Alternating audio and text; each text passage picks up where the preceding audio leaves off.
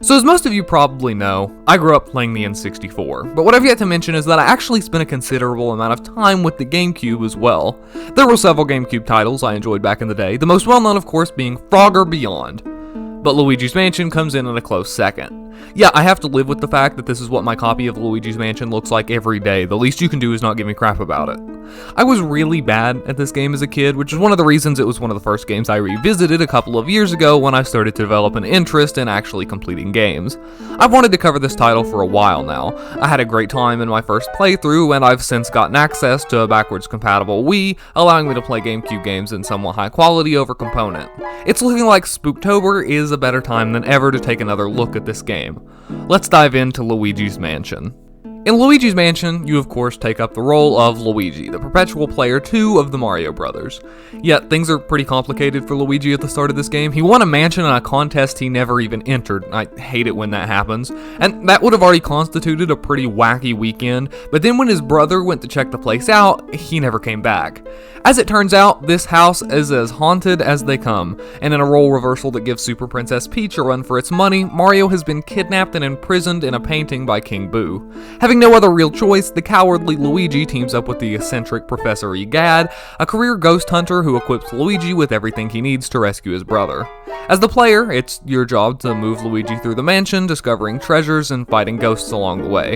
In order to do this, you'll need to employ the use of the Poltergust 3000, a vacuum specifically designed for capturing spirits. Luigi's Mansion offers some pretty unique gameplay, which can be boiled down to a relatively simple formula. You enter a dark room full of ghosts, suck them all up until the room is clear, at which point the lights come on, and you receive the key to the next room. This seems pretty basic, but you'd be surprised at how much fun it actually is. First of all, fighting enemies feels fantastic in this game. In order to battle a ghost, you'll have to stun it. You do this by spinning around and hitting it with your flashlight when it approaches you.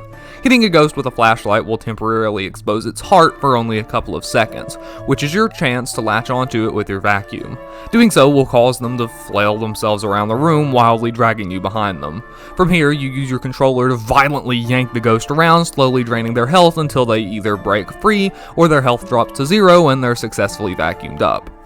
You can just tell that this combat system was designed from the ground up for the GameCube controller. The tight, springy analog sticks are perfect for yanking around ghosts, and the unorthodox analog triggers and their satisfying click are ideal for vacuum operation, as every game controller in the 21st century should be expected to be.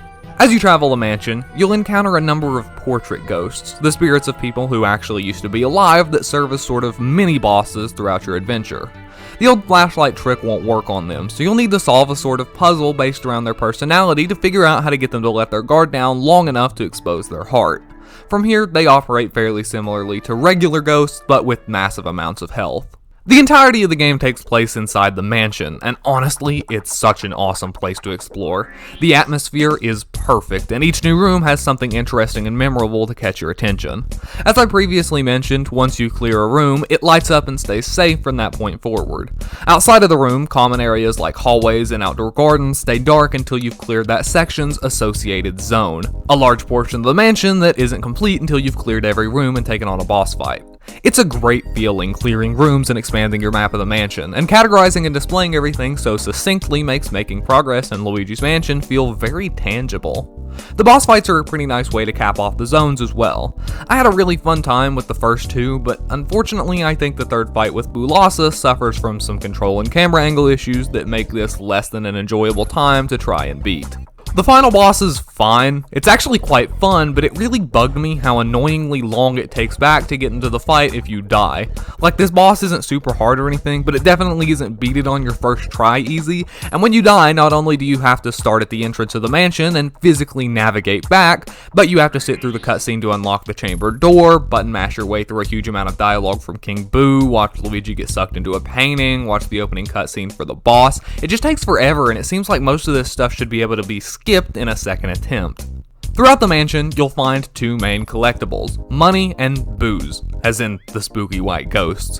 There are a total of 50 boos that can be found hidden in pretty much every room. These guys are pretty easy to find, and although they do have an annoying tendency to fly through walls into adjacent rooms, with a little patience and some perseverance, it shouldn't be at all hard to nab all 50. The much more interesting collectible in my opinion is money.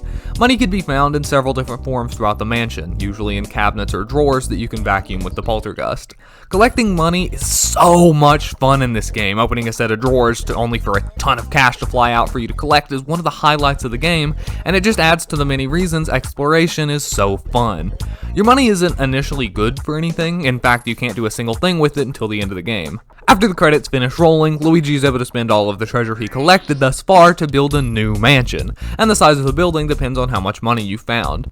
You would think that collecting enough money for the highest possible rank would be a ton of fun given how satisfying it is to find loot while you explore, but unfortunately it isn't quite that simple. If you want to get to A rank, you won't so much have to focus on the common currency, but rather the hard to find and limited quantity gems that fetch a high price. Trying to hunt all these down could theoretically be fun, but since the margin for A rank is so tight and most of these gems can be permanently missed, the experience was way more stressful than it was fun. Given that literally the only thing you get for doing this is a different picture that you could easily blow past in the final credits, unless you're a pathological completionist like me, I can't really recommend you go for it. But should you even play Luigi's Mansion? Absolutely, it's one of my favorite Nintendo games, and while I definitely wouldn't consider it a hidden gem, especially given how much love the series has gotten from Nintendo in the last few years, I still think it doesn't quite get the attention it deserves. I imagine the most accessible way to experience the game today is probably the remake that came out on the 3DS a couple of years ago. The consensus online seems to be that it's a great incarnation of the game, and even though I don't currently own it, I'd love to check it out and possibly cover it someday. You can generally pick up the GameCube version of Luigi's Mansion used online for the price of some brand new next-gen games, or the version released on a last-gen handheld multiple years ago for full retail price, because being a Nintendo fan requires ludicrous amounts of money, and I'm not salty at all. And that's about it for Luigi's Mansion. I really hope you enjoyed this one. If you did, be sure to drop a like and leave a comment down below letting me know what you think.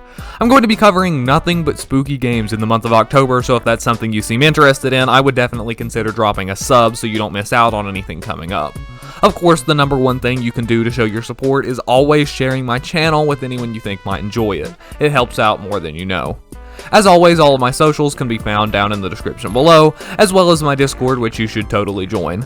With that being said, happy Spooktober, and I'll see you all next week. Thanks for watching.